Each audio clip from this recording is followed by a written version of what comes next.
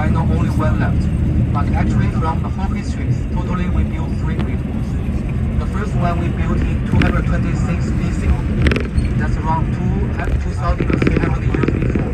The first emperor in China, Emperor Qin Shi Huang, he led people to build the first great wall. Emperor Qin Shi Huang is a very famous emperor in China. His tomb is in Xi'an. Yeah, if you go to Xi'an, you see the terracotta soldiers. The terracotta soldiers actually is from his tomb. He also led people to build the first great wall of China.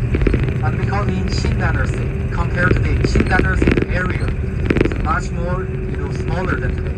So the first great wall is the shortest one than the three great walls.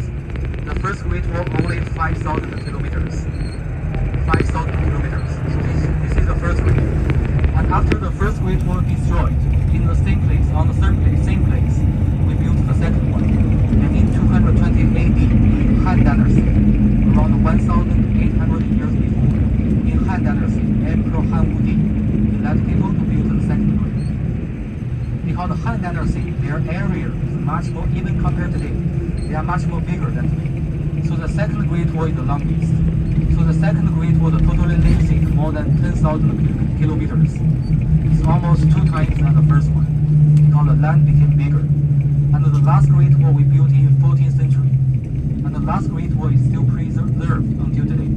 So today we see the great wall. Actually, most of the section was built in 14th century. The first emperor in Ming Dynasty, Emperor Zhu Yuanzhang, led people to build the last great wall. And the total length of the last great wall is 6,700 kilometers. Yes, actually, this length is, today we can see the walls. Because if you plus the three great walls together, it's 21,000 kilometers. So actually, these two results, all is right. The first result is only the last one. The second result is all the walls. So the three great walls actually we built in the same place, on the top of the mountain. When the first one destroyed, we built the second one. When the second one destroyed, we built the last one. So just the length of the great wall is depend on the area of China. If the area is big, we build longer. If the area is small, we build shorter. If land small, we build shorter. So this is the length of the great wall. And do you know why we built the great wall? Sorry? Yeah, for Mongolians. For Mongolians. Because in the dynasty time, the national enemies for China is Mongolia. Yeah, if you go to Mongolia, you can see their people. They are very high. I think their average height maybe is 1.9 meters. They are very high, very tall. And also their body is very big, very strong. So in the dynasty time, they calculate, and also because Mongolia is stay on the grassland, so they have a very big horse. Yeah, so if the the very high people sit on a very big horse, when they come in, just look like a tank. So they calculate in the dynasty time, around 6 to 7 Chinese soldiers, they can fight with one Mongolian soldier. Yeah, that's the Mongolians just come one by one. If they come together, maybe 20 Chinese soldiers, they can fight with one Mongolians. But very lucky that God gave China a natural protection. Between China and Mongolia, there is a mountain called the Yanshan Mountain. So the Yanshan Mountain is very long, similar like the Himalaya Mountain. Yeah, it's in the north part of China, south part of Mongolia. It's across the whole China from east to west. So it's just like the boundary line between China and Mongolia. So the emperor, he led people on the top, just along the mountain. When the mountain going up, the wall will going up. When the mountain going down, the wall will going down. Just along the mountain, he let people build the walls.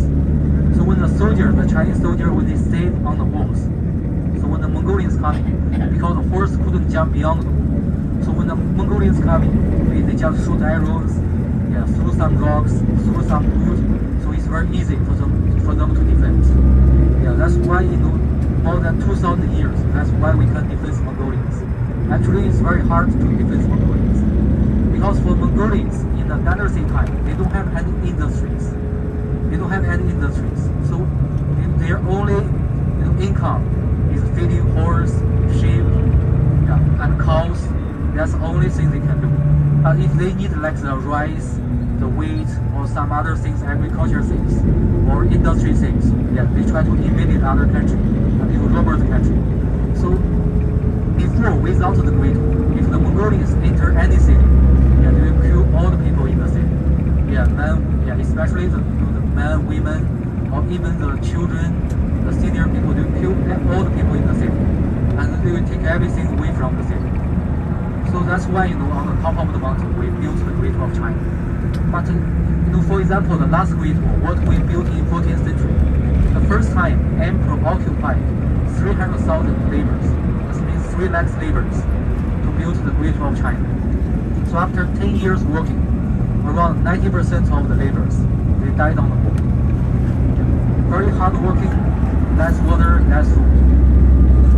Hard working is very easy to understand. But why they got very less food for the laborers? Because today if we make the 2 bricks come back together, because most of the Great Wall is made of bricks. Today if we make the 2 bricks come back together, we can use cement. It's very easy. But in ancient time, we don't have cement.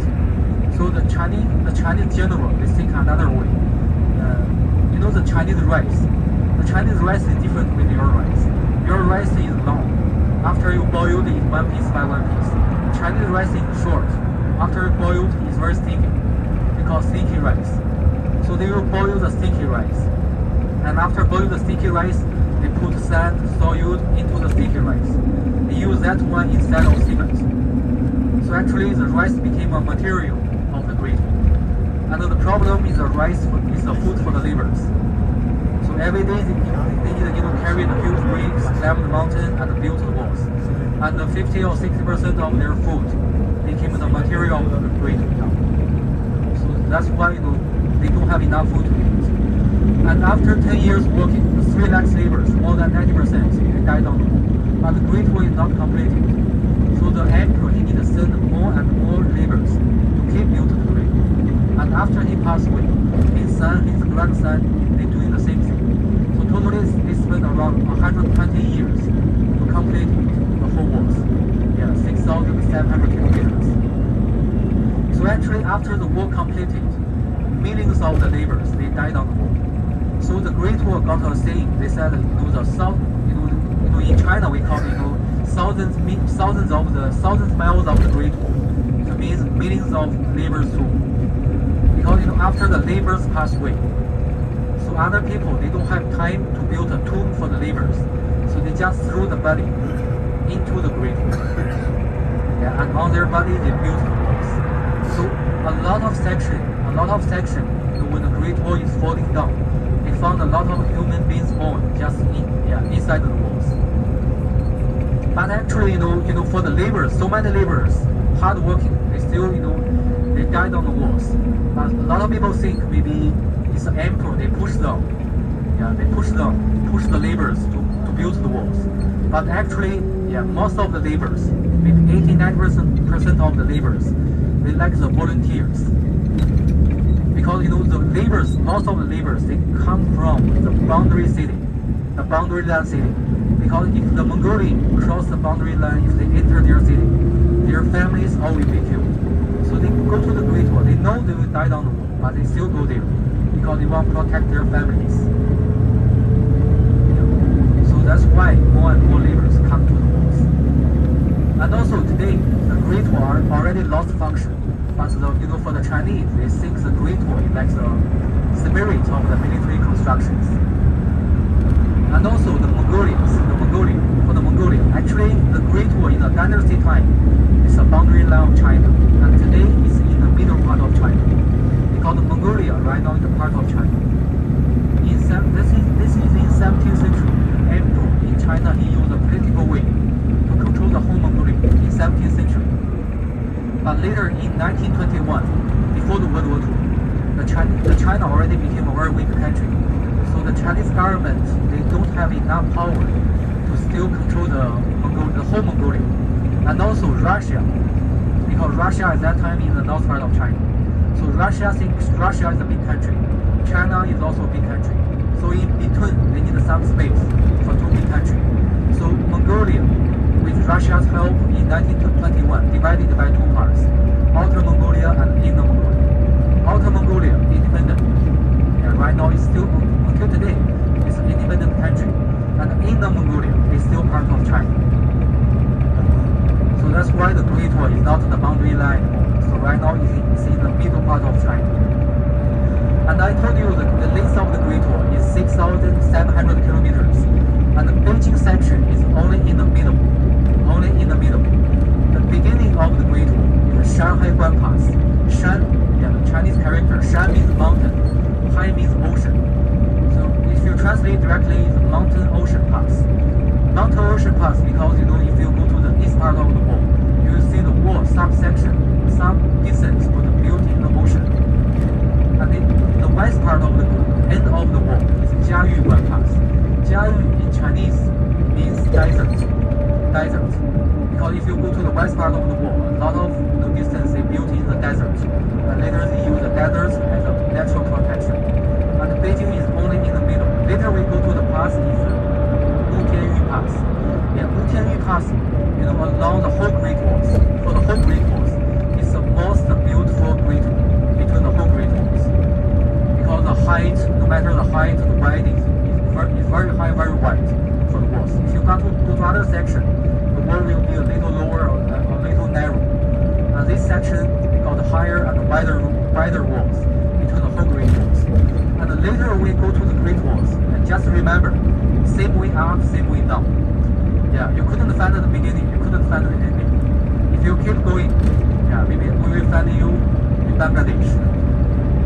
So because there is no beginning, Beijing is only in the middle. If you want to find the beginning, you need to walk more than 2,000 kilometers. If you want to find the ending, you need to walk another 4,000 kilometers. Some people will do this. I don't know, have you seen some news? Some people, they tried around almost 2 years from the beginning until walk to the end. You want to see, step by step to see all the walls. But it takes 2 years. But for us, we just remember, same way up, same way down. After the parking, we were walking some distance and reach the shuttle bus station. And we will buy around a 5-minute shuttle bus. And then we get off. And then we walk another 15-20 minutes. We reach the cable car section.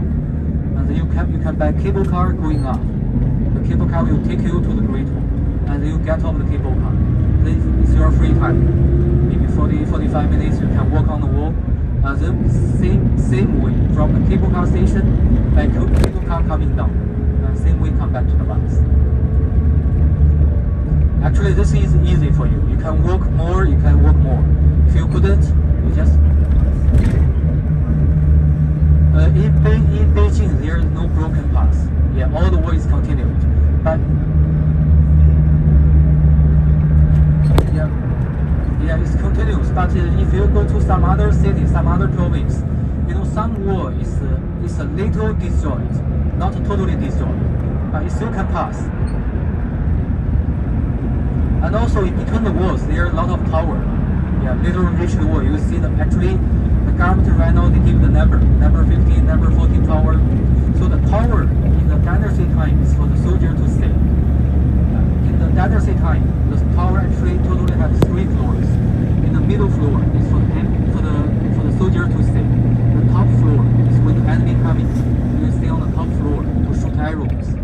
And the basement is for the storage room. For them store the food and the weapons in the basement. So in between you will see a lot of towers between the walls. And after the wall, we will have a Chinese lunch nearby the wall, around 15 to 20 minutes drive from the wall we will reach the Chinese restaurant. And after that we will make a photo stop at Olympic Stadium.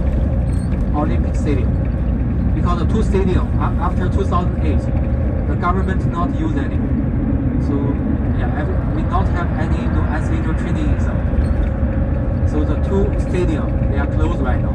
So we just make a photo stop over there, and after that we will go for shopping, a bargaining mall for shopping. In the bargaining mall they have clothes, shoes, ladies' bags, electronics, the children's toys, this kind of. And after the shopping we go for dinner. After dinner back to the hotel. Okay, this is today the program. Okay, thank you everyone. You can take a good rest.